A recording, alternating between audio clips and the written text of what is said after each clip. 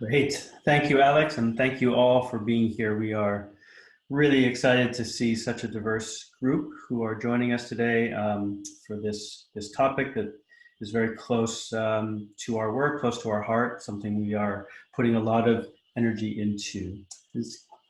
Alex, is my screen still shared? It is. Okay, great. So just a little bit about nRhythm. We are a consulting and design firm that's helping communities around the world address some of the most complex social, environmental, and economic issues. And we're doing this through using a holistic living systems-based approach, which we'll talk a lot more about today. Just a little bit about our work to ground it in today's webinar. We've worked with cross-sector collaboratives in over 20 countries. And just a few examples, we've been working with the Savory Network, which is a global network of 41 organizations working to restore 1 billion hectares of grasslands and the communities that depend on them. We've been working with Mile High Connects, which is a 23 organization collaborative in the Denver metro region advancing racial, health, and environmental equity. And we're very honored to work with a set of communities in the Eastern Cape of South Africa, 32 villages representing approximately 16,000 families, and we're helping them work to regenerate their water cycles, their farmlands, and their communities. So we've been doing a lot of work, we've thought a lot about this, and we're really excited to share some of our experiences and overall frameworks with you all. So what we'll talk about today, we will start with discussing the limitations of a machine-based model that is so dominant in structuring our organizations and our collaboratives today. And we'll hopefully spend most of the time presenting a living systems-based alternative that we've been working with. We'll present our regenerative framework, as well a regenerative framework that's actually shared, something that we have put out into the world, but we want it to live and grow and truly be open source and shared. And we want to talk a little bit about a tool we've developed and how we work to assess underlying health of a collaborative or collaborative health. And we'll talk a little bit more about what we mean by that. So our design models and what we design to and our metaphors are really, really powerful. They really shape how we make decisions, shape how we think about ourselves and our organizations. And the most dominant management model today for organizations is that of a machine. Just a very quick random Google search and we see images like this from all different sectors. So the idea that your different departments of your business are like gears in a machine, or the different aspects of an entire state's economic development can be thought of as an engine, and the different sectors as gears in that engine.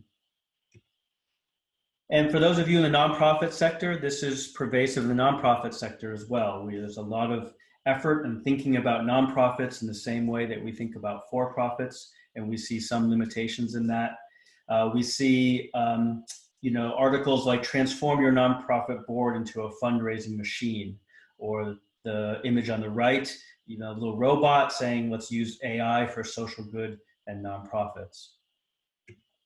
And this is very prevalent in the idea of governing for cross-sector collaboratives as well. These are just a few examples of that. Again, this idea of different gears in the machine being how we should think about our collaboratives and how we should think about our work together. And this is a great way to see how pervasive this is to pay attention to the language we use every day in the workplace. Right here are just a few examples. We talk about working like a well-oiled machine. Or we may say, I don't have bandwidth for that, referring to our own time and energy and passion as bandwidth, or ones and zeros through a wire. We might say, oh yeah, we've got that dialed in, or are we moving the needle on that? This just a few examples of how this machine metaphor, this machine model is so pervasive in how we think about the work we do. And this is just a final example that this is so pervasive, we even think of our own bodies, this complex, amazing thing that is as a machine. Here's an image from the turn of the century of lungs being thought of as bellows and arms being thought of as pulleys. And so what are the consequences then of treating organizations as machines or treating collaboratives as machines and humans as parts of that machine. Well, when a machine breaks down or a part of a machine breaks down, I know this from owning many used cars, right? We have the ability to go and get a replacement part for that and just plug it in. And so if we think of our organizations that way in a collaborative, or think of our people that way in an organization, there's some pretty strong consequences for that. The first is it's not really working well for people in the workplace. This is a Gallup poll that showed that only 13% of people are engaged at work and 24% are actively disengaged, meaning actually subverting the organization they work for in some way. And this has tremendous lost productivity or lost potential. Gallup estimates that actively disengaged employees cost the US between $450 and $550 billion in lost productivity each year. This is pretty true for the nonprofit and government space as well. This is a separate study by Pew, looking at something slightly different, looking at whether people identify with their work or just think of their work as just something that they do for a living. And the numbers are a little higher for nonprofit, government, and self-employed, but we see it's still a large percentage of people are working to work, working to make a living, working to make a livelihood. We know this is having tremendous extractive and detrimental effects on our planet. This is just one measure of that, which is species extinction since 1970, seeing a huge decline in numbers of different types of species across the board. We know it has tremendous effects on our health as well. This is just one measure of health, being the prevalence of obesity in the US from 1960 to 2009. We see a tremendous increase. And of course, these are extremely complex phenomenon, but clearly all of this, at the basis of all of this, is organizations trying to work on this, organizations both creating solutions as well as being a contributing factor to the problem.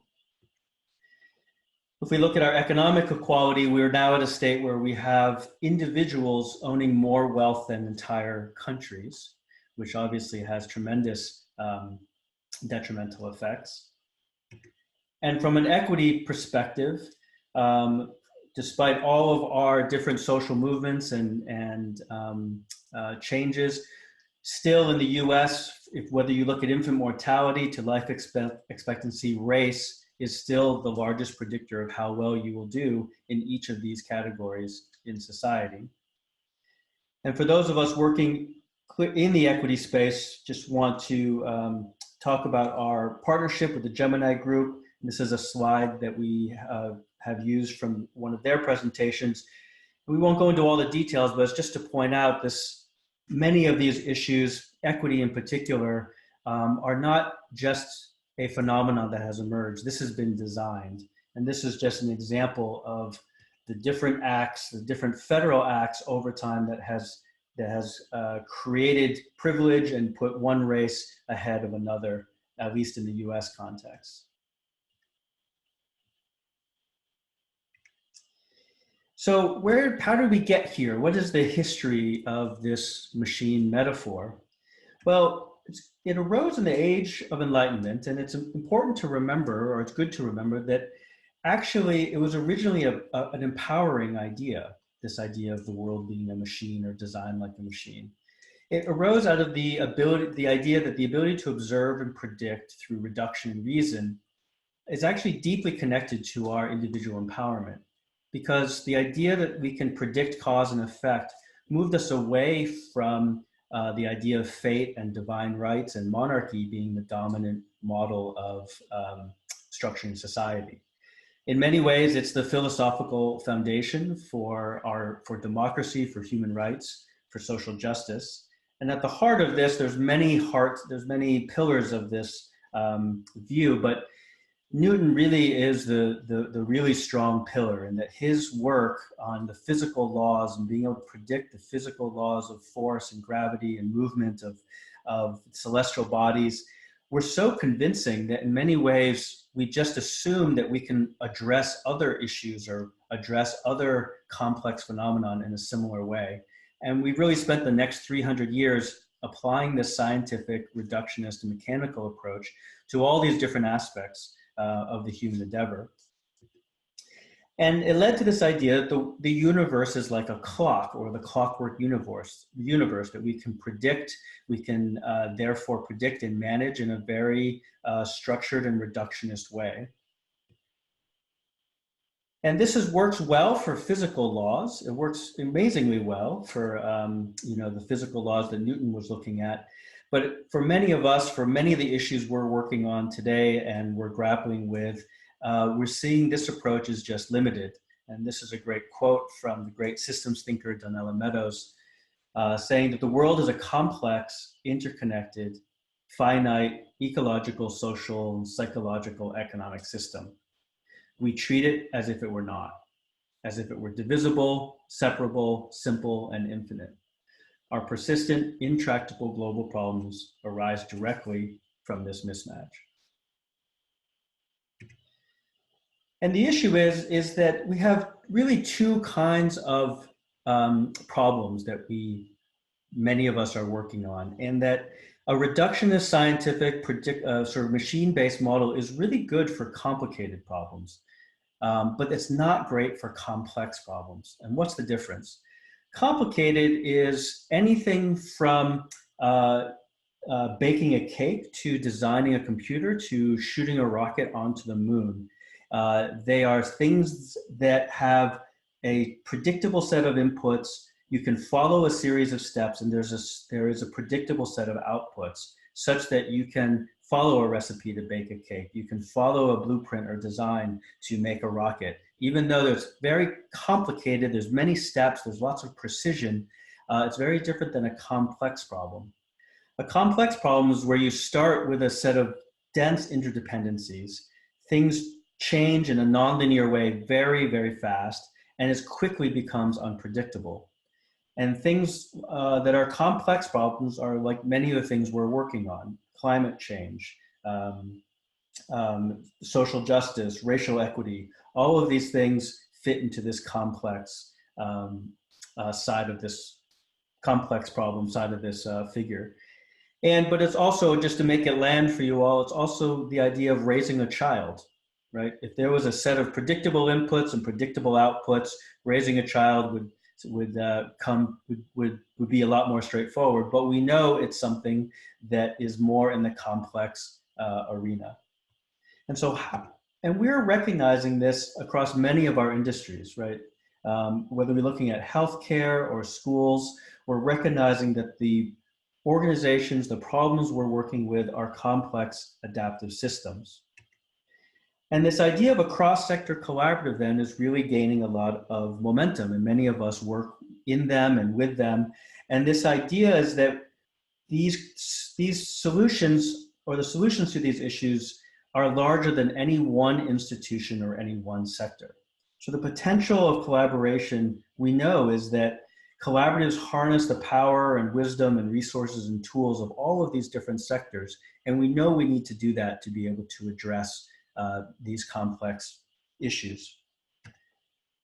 But collaboration is also, can be really difficult. You know, I think it's, we often discuss that it's a lot like the idea of patience. No one would disagree that it's a good idea, but actually living into it on a moment-to-moment basis or a decision-by-decision basis can be quite challenging.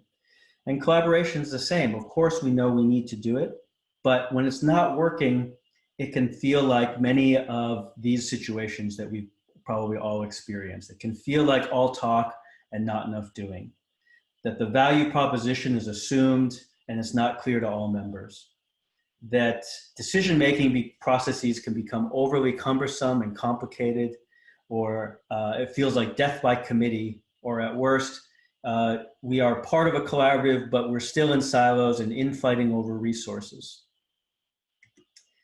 And for those of us working with equity and racial equity in particular, there's some unique challenges, I think, to collaboration that we've discovered. One is that member organizations have dramatically different capacity and willingness when working with equity, particularly with racial equity. And this manifests itself that power differentials within the collaborative then are not adequately addressed, such that decision-making and resources distribution often mirrors the structural and institutional inequities that we are, in fact, our stated mission is trying to overturn. Another common issue is that informal power structures then can emerge in the face of undefined formal power structures, which undermines trust and collaboration. And that we've seen that institutional conflict often is not separated from personal conflict. Institutions that inherently are at different sides of the complex issue. So the good news is that we see this as a design issue, that we see that many of these pain points and difficulties can be designed in a different way. And this is a lot of the work we're focusing on. And so we see a lot of the issues with collaboratives in general is that we are still basing it in this machine model. And particularly in something as complex as a cross-sector collaborative, we need alternatives. And so we are looking to life or living systems as an alternative model. And why is that? Besides the fact that we are in fact living and live in living systems, but there's some really unique aspects of living systems that lend themselves as a really powerful design model, particularly for collaboratives. And we draw a lot from a particular view or particular understanding of living systems that was developed by Humberto Maturana and Francisco Varela from the Santiago School, because they come from Chile, Santiago. And they're the first to take a holistic or systems-based approach to really defining and thinking about and understanding what living actually is, or what a living system really is. And what they did is they took a very simple life form, an E. coli bacteria, and it was simple enough that they could examine and map every single different chemical, material, and energetic pathway. And what they discovered is some pretty amazing, amazing things that have a lot of relevance to us. They discovered that everything that's needed to maintain the E. coli bacteria is actually generated by the cell itself within this cell wall that it also composes, also makes. And they determined that actually the defining aspect of life is this idea of self-maintenance or self-regeneration, that living systems are the only systems we can see that actually have this ability to generate everything they need to maintain themselves and regenerate themselves. And so we go off of this working definition from the Santiago School of Living Systems, that life is an organized system capable of maintaining itself within a boundary of its own making. And that, as I said, living to us is synonymous with the idea of regenerative, and regenerative is synonymous with living. What they also discovered, which is really relevant, is that this ability to be self-generated is not controlled or located in any one place. There's not a central organizer as we tend to think of the brain or a nucleus, or it's actually dependent on all the interconnected relationships of all parts of the cell. They're all dependent, it's all important. And that each part is itself its own self-regenerative system. So we see this idea of nested systems, or wholes within wholes.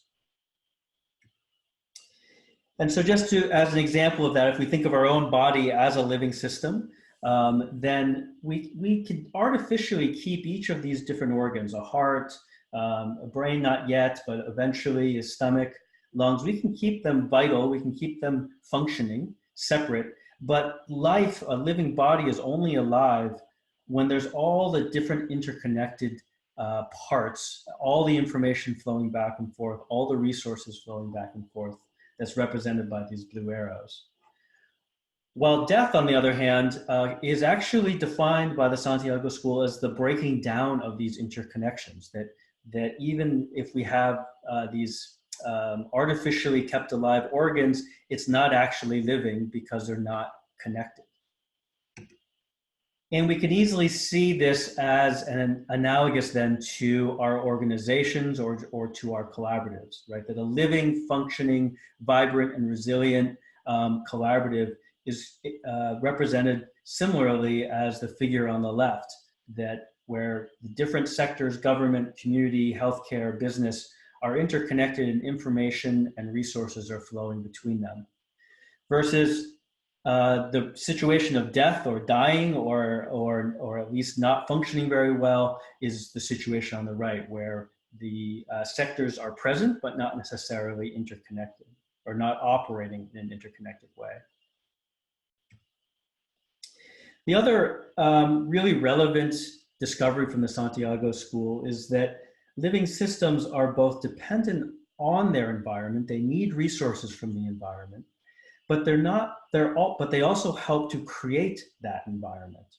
So this is a quote from Fritjof Capra, who wrote an amazing book called The Systems View of Life that we draw a lot from. He also has his own online course called the Capra Course, which is open right now. It's very interesting. And just a quote says, "There is no environment in some independent and abstract sense. Just as there is no organism without an environment, there is no environment without an organism. Organisms do not only experience environments in some passive way and react to them, but they also help to create them." And if you're more interested in the details of this and going into this, we urge you to look at our What is Life webinar or tune into our online course where we have time to delve more deeply into this and some of the science behind it. But for us, we wanted to present that level of detail to really show you this diagram of how we are thinking of designing an alternative then for collaboratives. Which is, if we start with our current state or the dominant state of the idea of a machine designing after a machine, then we tend to engineer a machine and think of best practices. We tend to say, well, if this works in this place, it must work somewhere else. Or this model of governance worked here, it must work for all collaboratives. This idea of creating a recipe that we can try to recreate in every situation, in every context. And when we do that, and we try to, this is like forcing a square peg into a round hole, we then use these best practices. There's research to show they work. Then we enforce those best practices and we create these, what we call prescriptive structures or prescriptions, that collaboratives must all run this way. And they must have these elements because that's what best practices tells us we should do. And what we've seen is that actually this cycle of engineering best practices and forcing them into prescriptive structures, we see as actually actively degenerating health and equity in our communities, our organizations, and our planet.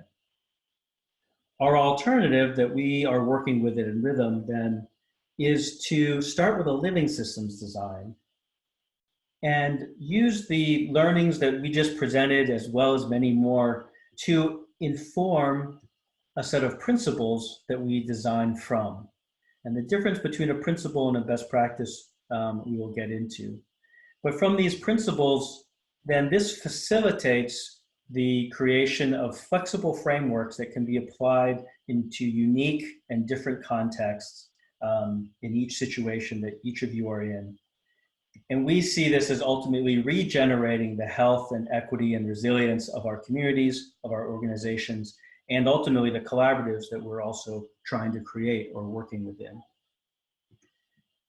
Overall, when we design from a machine, starting with a machine design, we ultimately need more energy in that system over time to manage it. If we think of a industrial farming system, right, we're extracting from that health, but we need more and more fertilizer, more and more external inputs to keep that functioning and keep getting yield. Versus when we design with a living systems model in mind, we actually work with the underlying health and we work with the potential that's already part of the system, and ultimately less energy is needed to manage that system. Or if we're thinking of our communities, then this would be, we are working with the assets that are already in that community, and we're using those to create flexible frameworks and regenerate health and equity in that community. And this ultimately, we recognize this is a big shift, and it requires some significant shifts in our perspectives and operations of our collaboratives. We present this diagram to walk you through some of the different tools that we'll present here and show how we work with organizations and collaboratives. So we've talked a lot about living systems and the major learnings from them, and how do we use this then to inform a principles-based design. Here's our current set of principles. These are evolving themselves. They're ever-changing. They're interrelated, but we think of, we work and design from these principles of regeneration. The first is holism, and this is the idea that everything is interdependent and interrelated, that life and the ability to live is dependent on all aspects of that system, and that those relationships need to be mutualistic. We need to recognize inherent value and dependence in the other. We also recognize uniqueness, that each member of a living system, each member of a collaborative is original and has the possibility to express its individual genius. We'll talk a little bit more about what that means. We also recognize that we need to be evolutionary, that things are constantly changing, that both internally within a collaborative, externally in the communities the collaborative is working in. And so an equitable and resilient collaborative maintains a dynamic balance with these ever-changing conditions. Inherently tied to equity is the idea of being nodal. This is decentralizing power and resources and decision-making and distributing it to all aspects of that living system. And ultimately, we have a commitment to being developmental, that we're looking at the growth and health of all members of a community or of a collaborative. So we come back to these principles in many different ways, but these are the underlying principles that we use to then facilitate a framework that we can operate from. Principles are there for us to recognize, for us to check back into, for us to create a foundation. But here is our working framework, our flexible framework that we apply to collaboratives, we apply to individual organizations and communities. And so if we actually look at this figure first, this is the collaborative impact is ultimately why we're coming together, right? It's the promise of being a collaborative, that we want to create transformative system change. We want to be able to have thriving member organizations of that collaborative, and that collaborative is resilient to changes over time, and that we are unleashing unlimited potential for what we are trying to create in the world. And most of us then, when we are envisioning how we create this collaborative impact, tend to focus primarily on this column of work. Or another way to think about this is when there's something is breaking down or is not working as we want it to, we tend to focus on the idea of we need to change something in our work. We need a new strategic plan. We need more resources. We need a new fundraising strategy, or we need to change our technology and tools that we're using. A lot of our work is recognizing, helping collaboratives, helping communities recognize that this is vitally important. We all need to execute on our work, but this needs to be done in a way that is in context of these other columns, which we'll go through, and ultimately enables and does not extract from these other columns of the regenerative framework. And the first of that is that there needs to be a collaborative context, right? We need to be able to define why we are coming together as a collaborative, or what is our shared purpose? What is the quality of life that we want to be and have with each other? And what are the behaviors that we need to exhibit to achieve that shared purpose and quality of life? And for those of us working in the equity space, that equity lens or that focus on equity shows up strongly here in how we define our collaborative context. We spend a lot of time helping collaboratives think about the underlying health of the collaborative, in the same way that in a living system, there needs to be conditions for life to be able to thrive, and that life in fact creates those conditions. we think a lot about the different elements of what is the underlying health of a collaborative. And we've defined that as having four primary elements, one being that the members of the collaborative themselves are thriving. This is the energy flow through that collaborative. The other is that information needs to cycle in the same way that resources in a living system need to cycle, things need to decay and die to give nutrients and life to other things. Information and decision-making needs to not be stagnant. Things need to not be held sacred. We need to evolve, and information needs to be able to die and be reorganized and emerge in a more meaningful way. That communication throughout the whole network, this idea of being nodal, ultimately needs to be relevant, that each part of that collaborative needs to be able to assess information, make decisions, have relevant exchange of communication and information for that collaborative to thrive. And that ultimately we need to think about the network, and it needs to be diverse. The more diverse we are as a collaborative internally, as well as our external partners that we interact with, the more resilient that collaborative is. And then this central pillar to the framework then is where we spend a lot of time, which is thinking about the different structures of our collaborative, right? And all collaboratives have structures. These are how we come together, how we make decisions, how we operate. And the work we do is to focus on how do we create structures that enable health and within the context we've created. It's also the platform for our collaborative work that we want to do together. But first and foremost, these structures enable health, so we are reinvesting into our collaborative the same way you'd be reinvesting into soil in your garden.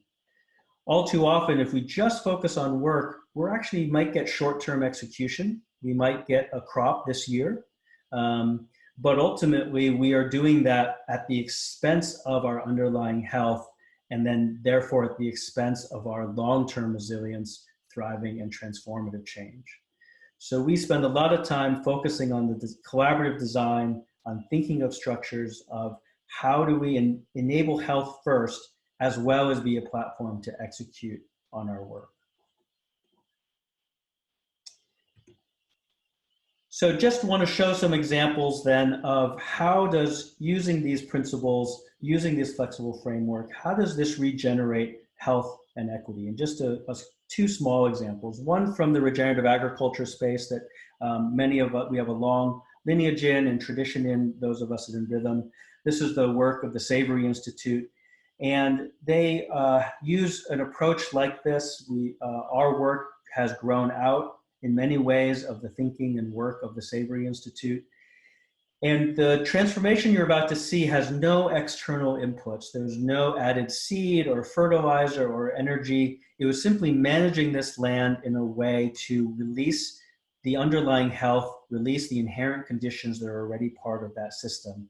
And we go from a set of conditions like this over time to this. And again, these are just all of that was already present in the system. There's nothing added to that. And this is the kind of transformation we see when we design with underlying health and a regenerative framework in mind. In a social context, here is an example we've got from a group that we've worked with directly, but a group that takes a very similar approach. This is a project in Portland that took a used car lot and transformed it into something else, but started with what is the inherent assets in that community? What does that community need? How do we really bring out the underlying health and inherent parts of that community, and what is really needed, versus focusing on, okay, well, what can we put here that will make revenue or make money, or focusing purely on work first. And the results was the transformation into this community-centered mercado in a primarily Latino-based community that had tremendous impact for its community of new jobs, new locally owned businesses, and ultimately economic growth as well. And so we recognize that really embracing this, really working with collaboratives in this way, or embracing this alternative model for how we work together requires some shifts in our perspectives and operations. And this is not a full list of them, but this is just a few to think about as we make this transition. These mirror our principles as they should, but it's just thinking about them in a slightly different way of shifting our operations, shifting how we make decisions, shifting our behaviors from the idea of focusing on parts to focusing on wholes, right? And also focusing on the idea of wholes within wholes, or there's nested systems within other systems. That we change our focus and our operations from competition to collaboration. And we show how complex that shift really is, but we know we need to make this shift. And we think of this both within collaboratives and within organizations, as well as between organizations within collaboratives and between the collaborative and other organizations. We talk about shifting our operations from the idea of recipes to responses, right? So instead of thinking of best practices and just no matter what, here's a cookie cutter model, and when this happens, do this, that how do we co-design to have an empowered set of decision makers to respond to a situation that arises? So how do that is ultimately what creates adaptation and resilience. And we ensure then that the solutions that emerge from changing conditions, the solutions that come from communities and collaboratives themselves, are going to be context and community specific. They have to be. This also means moving, when we think of evaluation or thinking of planning or moving into thinking about how we strategize for the future, moving away from this idea of we can predict what's going to happen. If it was this year, what is it going to be next year, to the idea of recognizing patterns. So how do we look at, how do we create the underlying conditions for health and emergence by recognizing certain patterns versus focusing on specific predictions? Ultimately, this will allow us to move from an extractive model from people and communities to an equity model, where people really recognize that people are the energy source of all communities and collaboratives, and the focus of the development then becomes for the whole and for the whole community versus just for the few. And this is ultimately a shift then from centralized power to decentralized empowerment, where each aspect of that living system, each aspect of that collaborative has the ability to make intelligent and resourced decisions. So we have a living, evolving definition. Sometimes it's useful to come back to a definition. This definition is itself changing and evolving, but currently we think about a regenerative collaborative then, or an equitable and resilient collaborative. These are all synonyms for us. As a living, evolving, and naturally functioning collaborative, where abundance and resilience are recurring outcomes of its underlying health. So we want to spend a little time then talking a little bit more about this idea of underlying health and the idea of assessing collaborative health. And we found this to be a very powerful set of tools that we have co-developed with our partners, and a great place to really make this regenerative framework, or really make working in this way land, which is to focus on what is the underlying health of the collaborative. And so we've developed something called the Collaborative Health Index, which is an easily administered online survey, or alternative survey if online is not possible. And it returns a collaborative, it puts a collaborative in one of three initial states. And while there is a number here, the number is not as important as the discussions that happen from the numbers. And we'll talk about that. These are lengthy definitions of these different states, but I'm going to read them because I think it really points to, again, how we think about a regenerative, resilient, and equitable collaborative.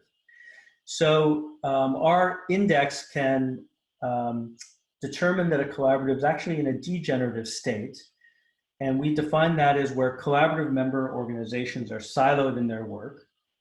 They're not experiencing added value from their other collaborative partners, and they might even be experiencing active competition among members. There are the systems and strategies to foster equity in decision-making, power, and resources are undefined or are in active conflict with one another. A middle state, or what we call a transactional collaborative, then, is where we see a lot of collaboratives actually that we work with, where we see a lot of collaboratives go in and out of this state. And this is where, this is a collaborative where there is collaboration happening. There is collaboration between members, but it tends to be transactional in nature on a one-to-one basis between organizations or on a project-by-project basis, meaning one time. There is success being achieved, but it's limited to a small number of members, or it's not sustained over time. There are systems and strategies to foster equity in decision-making, power, and resources, but they're not being fully implemented, and not all members are fully supportive of these systems. And the third state, then, which we call a regenerative collaborative, is one in which strategic collaboration and transformational systems change are recurring outcomes of focusing on underlying health. There's mutually beneficial relationships are truly shared among all members, and all members are actively engaged in the creation and implementation of systems and strategies that foster equity in decision-making, power, and resources. So this is just an example of of a collaborative we've worked with to show how this lands in the framework. And again, the numbers are meaningful, but not the whole story. But what we see here is a pretty, actually, a state that we see a lot, which is the numbers are pretty good for the overall context, meaning there's a pretty strong, there can be more work to be done there, but there's a pretty strong shared purpose and idea of behaviors they need to be exhibited and quality of life. But the structures to enable that collaborative, that shared purpose, and that underlying collaborative health is not there. That's in a degenerative state, right? And this was a really empowering and enlightening outcome of this collaborative to see, which is, oh, we thought, we know we had this shared context. We know we were wanting to do really good work together, but we were lacking the structures to really understand how to do that and how to make decisions and how to enable health. And in particular, there was an identification of a lot of work needing to be done to increase that communication cycle, increase that communication exchange. Just to show you a little bit more detail of, these are some of the specific questions. This is not the whole, it's just a sample of the survey. But again, just to stress that the number is important and enlightening, but it's really the discussions that can happen from the results. The percentages you see are the percentages of members, organizations that said yes to these particular questions. So the opposite would be the percentages that said no. These are yes/no questions. And just the specifics don't matter so much, and you'll receive these slides to look through it more specifically. Just wanted to point out a few different ways what we draw out from these specific surveys. So the first is that certain numbers are just really low, and it makes sense, and it would make sense that they need to be focused on and worked on, right? These numbers of only 10% of people said yes to the question, are member roles and responsibilities clearly defined within the collaborative? So that matches this low degenerative number for the idea of overall operating structures, that more work needs to be done there. When focusing on the work, then do I understand how to participate in collaborative activities? Only 43% of member organizations were saying yes to that. Again, a lot of work needs to be done there. However, the other way to use this is high numbers aren't necessarily, doesn't mean that a conversation doesn't need to happen, or a conversation often still needs to happen even with high numbers. And this is, if you look at the question, the first one, does the collaborative's activities benefit my organization? 71% said yes, which seems positive, but that means 30% of this collaborative are saying no to that question, that the collaborative is not in fact benefiting them. That's a pretty high number that needs to be thought about. Or similarly, does my organization consider the impact of its work on other members of the collaborative? 15% or so of organizations are self-identifying that they don't consider other organizations in their work in the context of the collaborative. So that's important to discuss.